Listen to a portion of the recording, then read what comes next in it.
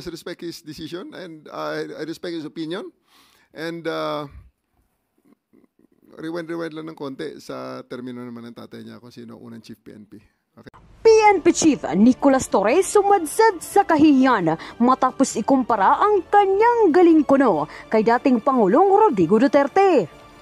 Paste Duterte, hindi naludok ang pagkumparang ito sa pinaghirapang ranggo ni FPRRD noon sa hindi makaustisang pagkamit ng ranggo ni Torre ngayon. Pero bago ang lahat, kung hindi pa kayo nakapag-subscribe sa channel na ito, please do subscribe para mas maging updated pa kayo sa mga susunod kong mga videos. Hindi nakaporma si PNP Chief Nicolas Torre kay Davao City Mayor Sebastian Duterte matapos umpugin ito ng naglalakihang political analyst matapos walang hiyang ikumpara ni Torre ang kanyang galing sa dating Pangulo. Ayon kay Torre na ang kanyang ranggo ay nakuha galing sa kanyang paghihirap at sumailalim sa legal na proseso. Ngunit paniniwala ni Baste Duterte na ang dahilan ng pagtaas ng ranggo nito ay ang sobrang pagdikit nito kay PBM. Matatandaang si Torre ang mastermind ng madalas na pag-aresto sa dating Pangulo na siyang patuloy pa ring nagbibigay ingay sa mundo ng social media. May 3 taon pa, hindi nila ako natakot for the first 3 years. And I'm sure hindi nila ako matatakot for the next 3 years. Malabo yan. Malabo yan.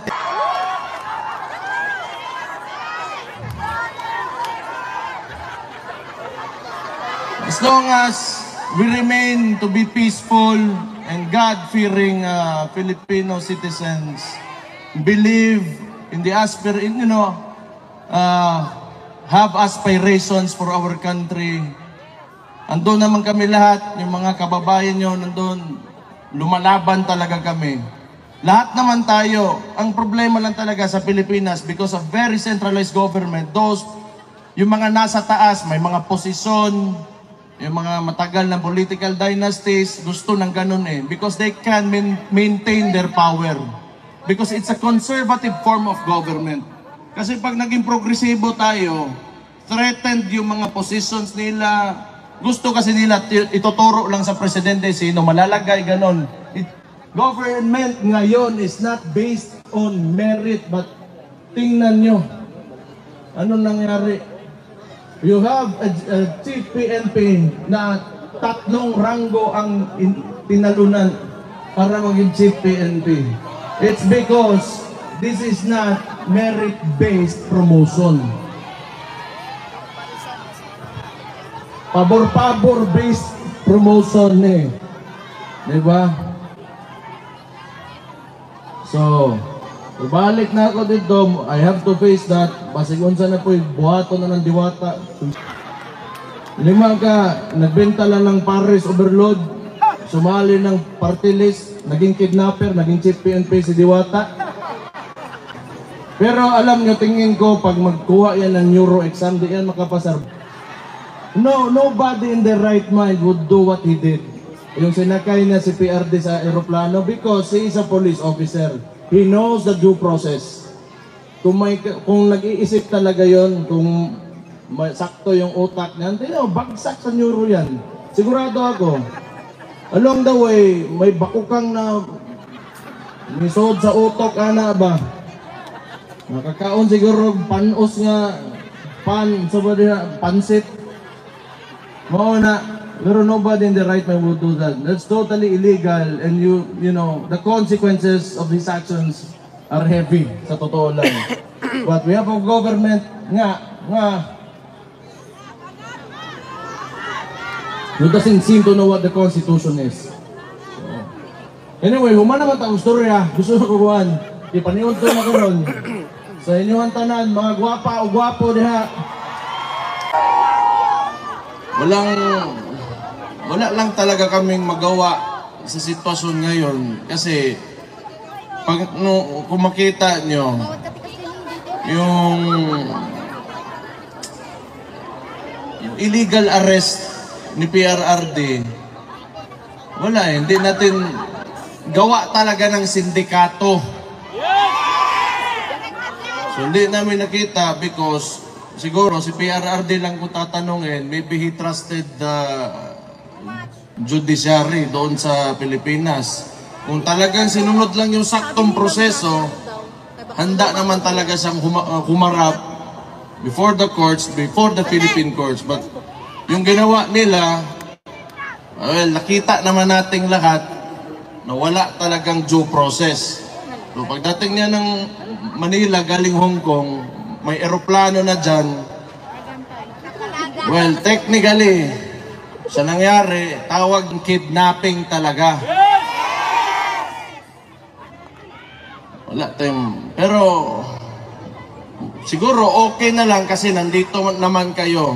I'm sure, nalalaman niya man na maraming sumusuporta sa kanya. And very important na, lalo na sa edad niya, he's already 80 years old. Tapos, you know, makulong ka pa, palungkot talaga masyado yan. So, ito mamingaw kaayo. So, nalaman niya maraming bigaon dito sa labas naghahintay sa kanya. Masaya na yan. Hindi pa man ngayon ko makikita si Papa. Maybe tomorrow or the following day, sabihan ko na lang na ano. Uli nakapunta dito kasi ako yung mayor kasi ako. Happy to see you right now and personally magpasalamat sa inyo. And tayo naman lahat dito OFW, lalong-lalo na yung birthday din ni PRRD, ni Papa, no? Buong mundo nakita, na-demonstrate talaga natin yung support natin. Hindi man lang talaga particularly sa tatay ko, pero sa anong klaseng gusto natin na Pilipinas na magkaroon tayo. At talagang sigurado ako, hindi yung paraan ng administrasyon ngayon. So makita natin, ngayon din, sa nung eleksyon na nangyari, tingnan nyo sa Davao, wala kaming vote buying doon. For the longest time, talaga dito sa Davao, si Rodi Duterte, hindi niya sinanay ang mga taga Davao pagdating sa vote buying. Kasi yan, ang vote buying kasi, gawa lang yan ng kapitalista. Maghanda ka ng pera, tapos pagpasok ng eleksyon, gagamitin mo yung pera na yon para piliin kang tao, para ikaw yung piliin. So, ano ang consequence nun sa lugar nyo? Malamang, kung ikaw politiko ka at negosante ka rin at the same time, ang tendency niyan, babawiin mo yung nawala mo yung pera mo kasi nangapital ka pagpasok mo sa posisyon.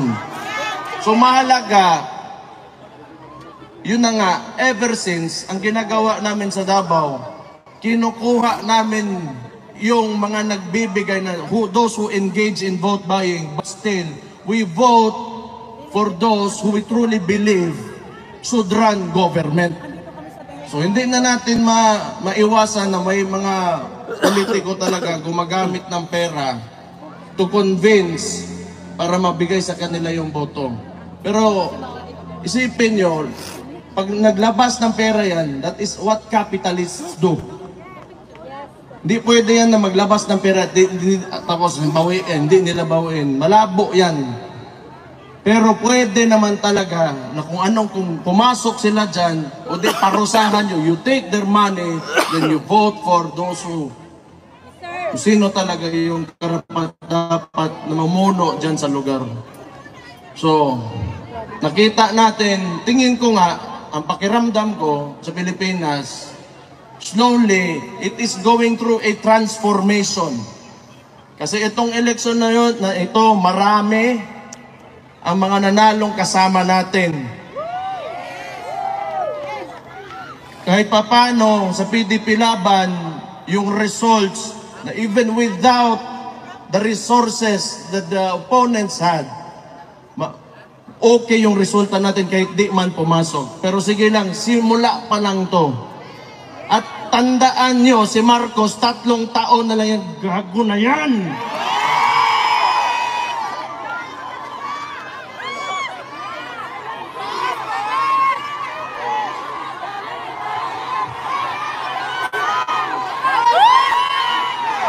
Kung kinaya natin 3 taon, ako sa Davao na bilang alkalde doon, pinahirapan nila ako, wala.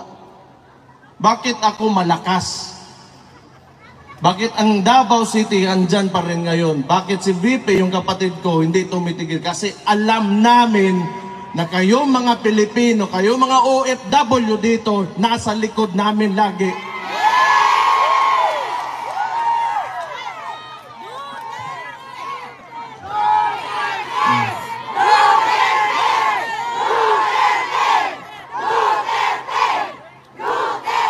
Kasi, naiintindihan ko kayo, lalo na kayo mga OFW. That is why, yung suporta talaga kang PRRD, at maraming salamat din sa kapatid ko, nasa kanila talaga. Kasi may point of comparison kayo because you are living outside of the Philippines and lalo na dito sa Netherlands, dito, mga Scandinavian welfare states, pati yan.